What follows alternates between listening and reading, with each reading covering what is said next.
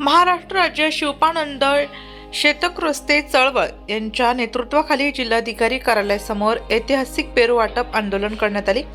या आंदोलनाचे नेतृत्व शरद पवळे आणि दादासाहेब जंगले पाटील यांनी केले।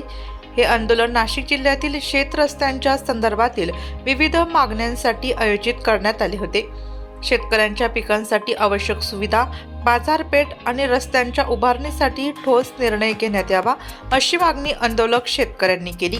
पेरू वाटून अनोखे आंदोलन। शेतकऱ्यांनी आपल्या मागण्यांकडे प्रशासनाचे लक्ष वेधण्यासाठी पेरू वाटून आंदोलन केले। यामुळे शेतमालाला योग्य दर मिळावा आणि शेतकऱ्यांच्या अडचणी सोडवाव्यात असा संदेश देण्यात आला। या आंदोलनाला शेतकरी मोठ्या संख्येने उपस्थित होते। प्रशासनाने लवकरात लवकर उपाययोजना केल्या नाहीत तर आणखी तीव्र आंदोलन छेडण्याचा इशारा संघटनेने दिला आहे। महाराष्ट्र राज्य शिवपानंद शेत रस्ता चळवळीचे प्रणेते अध्यक्ष शरद भाऊसाहेब पवळे, महाराष्ट्र राज्य शिवपानंद शेत रस्ता चळवळीचे राज्य समन्वयक दादासाहेब पोपटराव जंगले पाटील, ज्ञानेश्वर काकड, मधुकर पतिलपा संगमनेरे, परसराम धांडे, सोमनाथ धात्रक यावेळी आदी शेतकरी उपस्थित होते। मी शरद पवळे, महाराष्ट्र राज्य शिवपानंद शेत रस्ता चळवळीच्या माध्यमातून आमचे सहकारी राज्य समन्वयक दादासाहेब जंगले पाटील यांच्या नेतृत्वामध्ये महाराष्ट्रभर शेत तेथे रस्ता आणि शिवपानंद शेत रस्ता चळवळ या ठिकाणी उभी केलेली आहे।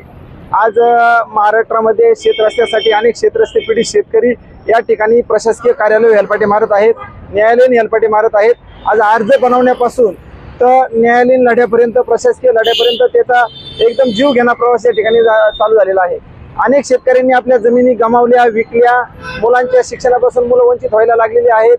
अनेक शेतकऱ्यांना आपले शेत रस्त्यासाठी हार्वेस्टर असेल, जेसीबी असेल, ट्रॅक्टर असेल हे शेतामध्ये घेऊन जाता येत नाही। या संदर्भात प्रशासनाचं, सरकारचं लक्ष वेधण्यासाठी मागील सरकारने शासन निर्णय बनवला, याही सरकारने त्याच्यामध्ये बदल केले, परंतु त्याची कुठेही अंमलबजावणी होत नाही। या संदर्भात प्रशासनाचं लक्ष वेधण्यासाठी, सरकारचं लक्ष वेधण्यासाठी आम्ही या ठिकाणी पेरू आंदोलन या ठिकाणी तहसील जिल्हाधिकारी कार्यालयावर करत आहोत। सरकारला पेरू देऊन आमच्या शेतकऱ्याला शेतरस्ते खुले करून द्या, ब्रिटिशकालीन शिवरस्त्यांचे हद्द निश्चित व्हाव्यात आणि वहिवाटीच्या शेतरस्त्यांचे नकाशावर यावेत आणि शेतरस्ते खुले व्हावेत या संदर्भात निवेदन दिलेलं आहे।